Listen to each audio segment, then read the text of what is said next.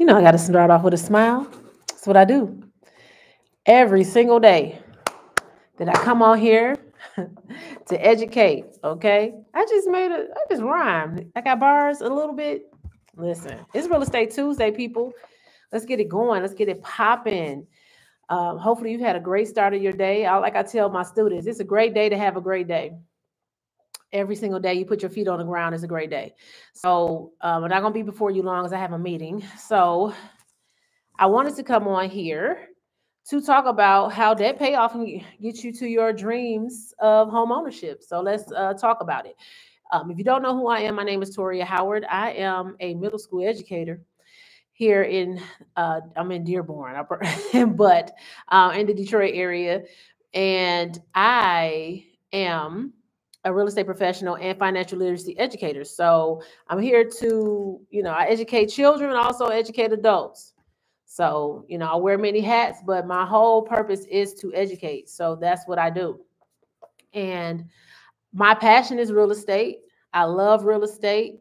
And I want to show more people, how to acquire real estate and be able to structure their finances so they can win. Because everybody's up in arms about, the interest rates. And if you know how to pay your bills, interest rates won't be a problem. And you just have to know what to do, right? So I'm gonna set this 10-minute timer because I got 10 minutes to go through this. So here we go.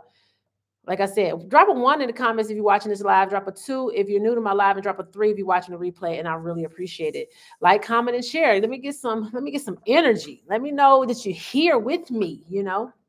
So let me just say this. A lot of people, when they hear debt, it's scary. It's a scary word. Nobody wants to talk about it. Nobody wants to really deal with it.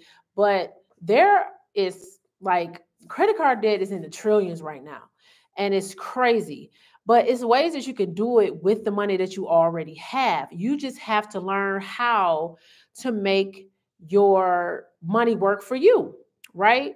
So in a sense, I tell people that I work with, my clients and everything, how important debt payoff is when it comes to real estate. Your debt to income ratio is a factor. And you have to be able to pay down your debt in order to get the best deal, right? So this is on the personal side. Of course, on the investor side, it'll be good debt because it's an income producing property, but that's another topic for a different day.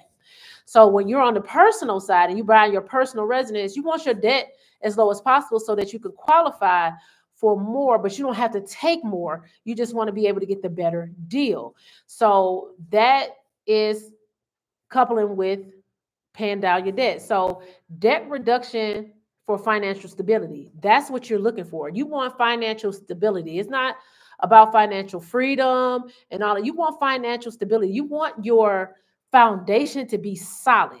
So reducing your debt is a crucial step to home ownership because, like I said, that debt to income ratio is crucial. So usually when you have a higher credit score, if you have a 740 or higher, they'll take more debt.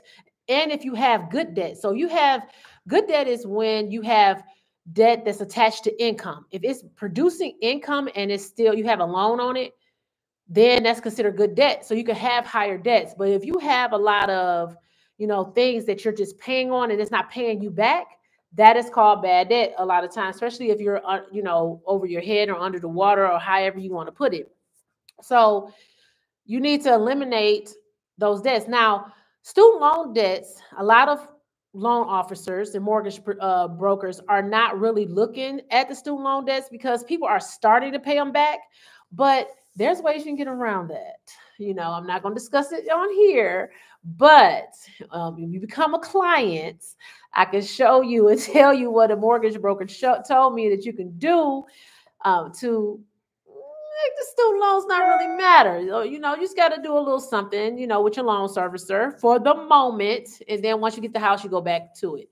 So, but a lot of them are not looking at the student loan debt because a lot of people are still not paying on it. They're in deferment. So if they're in deferment, then it's not looked at. If you have a payment plan on it, then it's counted.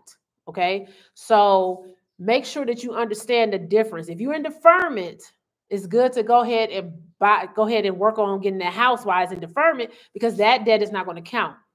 You know, if you have something that you have a loan on and it's making money for you, then yes, it's going to be considered, but the income is also going to be considered because you are making income off of that debt. So that's going to reduce it. So if you have a high car loan, if you have high credit card debt, I talked about how you can, the same thing I talked about with your car loan, the same thing that you can do with your credit card debt. Now, your car loan is a installment loan. I do too. You winning all the money. Give me some money, Ronnie. Um, you know, and your credit cards are your revolving debt. So you need to make sure that you have those trade lines. You have to have revolving and you have to have installment. So a lot of mortgage brokers are accepting at least 4, but it's good to have 6. And you just have a good mix. But you have to have 40% of your debt to income ratio. That's if your credit score is lower than that 700 mark, like 740 mark. They might let you edge with the 700, but a lot of times, if you are like at the 680, 690, 700, you're still at the 40%. So the higher your credit score, the more debt you can have. And then, of course, usually, your income comes into factor. So just make sure that you are understanding that. Another thing is debt payoff while you're trying to buy a home it improves your credit score. I mean, you have to learn how to pay off your credit cards, though, and your debt in order for you to see that boost. Everything, your credit cards are on an algorithm, and you have to understand that your credit cards are on an algorithm. They work on how you pay, and they report on how you pay. So you need to understand what's your reporting date, what's your statement date, and what is your due date. Those are 3 different dates that you have on your credit card statements. And your reporting date is when they report to the credit reporting agencies like TransUnion, Experian, Equifax. So you need to know that date. Call your credit card companies; they should be able to tell you. But if I will hang up and call somebody else and call back, and then somebody should tell you. But know your interest rate. Know how much you're getting charged either daily or monthly. Then you'll know how much extra you need to pay. I usually double that if you're trying to do it faster. You might have to do a little sacrificing for a little bit to get what you want, but that's just what it is, right?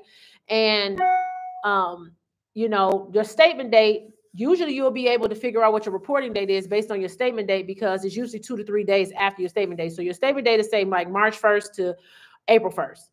And in between that time period is when you're supposed to pay your bill, your April bill. That's what I'm saying. Your April bill should be paid between that March 1st and that April 1st. And that should be your April bill, paying that before 2 or 3 days before that ending of that cycle. And then you'll see a climb in your credit score. And use the avalanche method or the snowball method. If you are disciplined enough to start with the highest interest, highest account that has the highest balance, and then you double that payment and you roll it down, do it like that. If you too scary and you want to start with the smallest debt or you can't do it, then you start at the bottom and you roll it up. And the more that you roll it up, the faster you take. That approach to me takes longer depending on what you want to do and how disciplined you want to be. So lastly, it enhances your buying power. So reducing your debt increases your buying power by enabling you to have more significant home purchase or better loan terms. That's what you want. You want the better deal. But don't worry about that, because you can learn how to pay down your interest rate by getting your mortgage. Now, your mortgage can help you increase your credit score as well. So don't be afraid to get that mortgage. I know. The interest rates, they're trying to scare you away because they're buying property. They're buying single family homes. So why not you?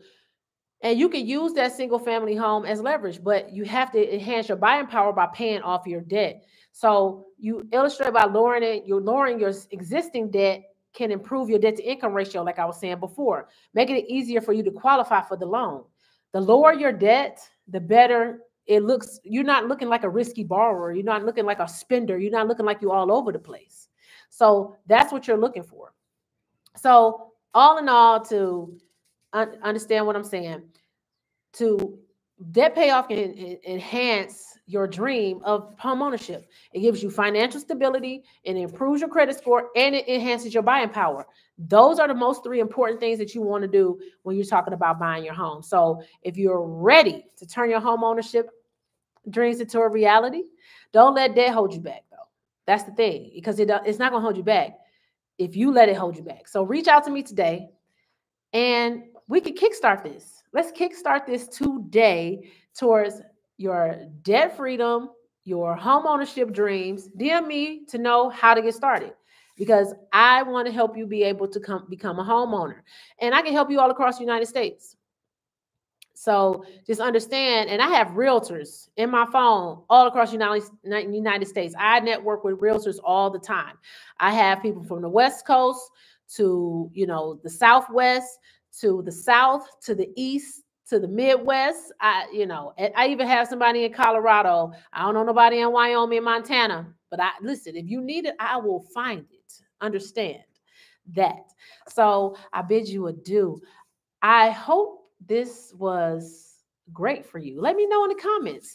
Like, share it with somebody as you feel wants to be a homeowner and they want to be able to understand how to do the things that they need to do to be able to become that.